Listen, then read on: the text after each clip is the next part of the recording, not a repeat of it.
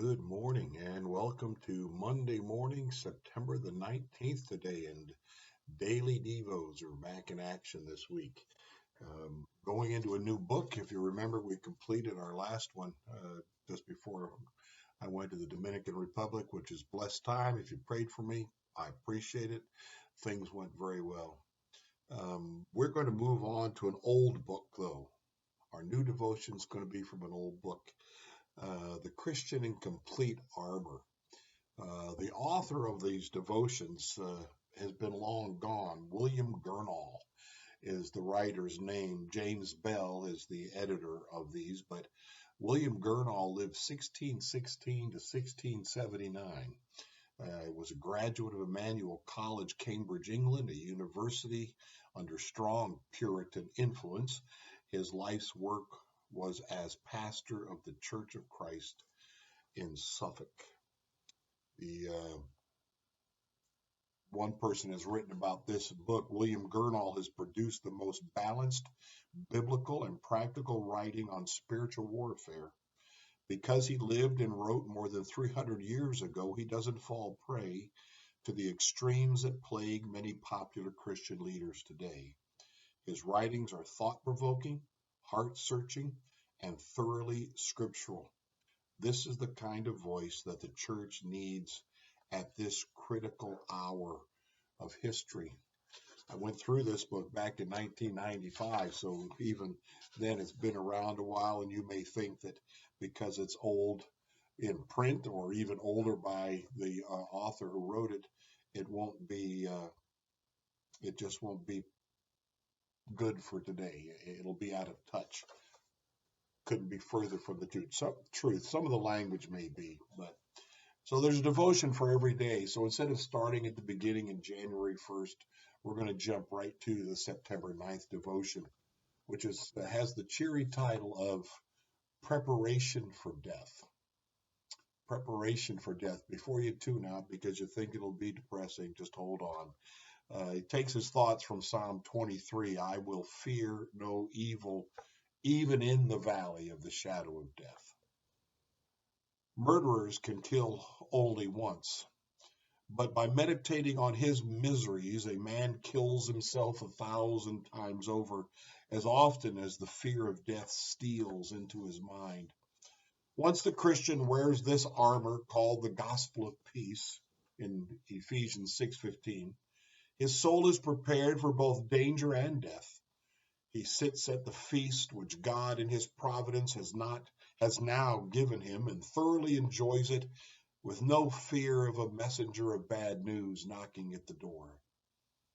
He can even talk about his dying hour and not spoil a crumb of his joy, as carnal men assume it must. To them, the mere mention of death in the course of their quote-unquote normal interchange is like the wet cloth that Hazael slapped onto a king's face. That's in the Old Testament. The very shock of the subject scatters all the pleasant thoughts which may have dominated the conversation only minutes before. On the other hand, the saint whose heart is prepared never tastes more sweetness in the comforts of life than when he dips these morsels into meditations of death and eternity. It causes him no more grief to think of losing his life than it does to have the first serving of food taken away to make room for the main course. David, for example, was so little tied to this world that he could declare, I will fear no evil, even in the valley of the shadow of death, Psalm 23:4. And what about Peter? Did he know the secret of peace or not? He slept calmly, bound between two soldiers in a prison, on the night before Herod would have brought him forth to his execution. And while these are certainly not the usual conditions for rest, he was so sound asleep that the angel had to strike him on the side to wake him up.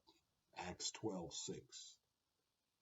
I seriously question whether Herod himself slept as well that evening as his prisoner did.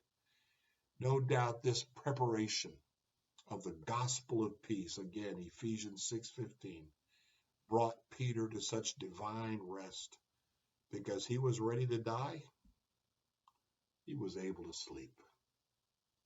Wow, that's a great one. I know it's way down the line in the writings here. It's already into September the 19th, and yet what a peace that brings.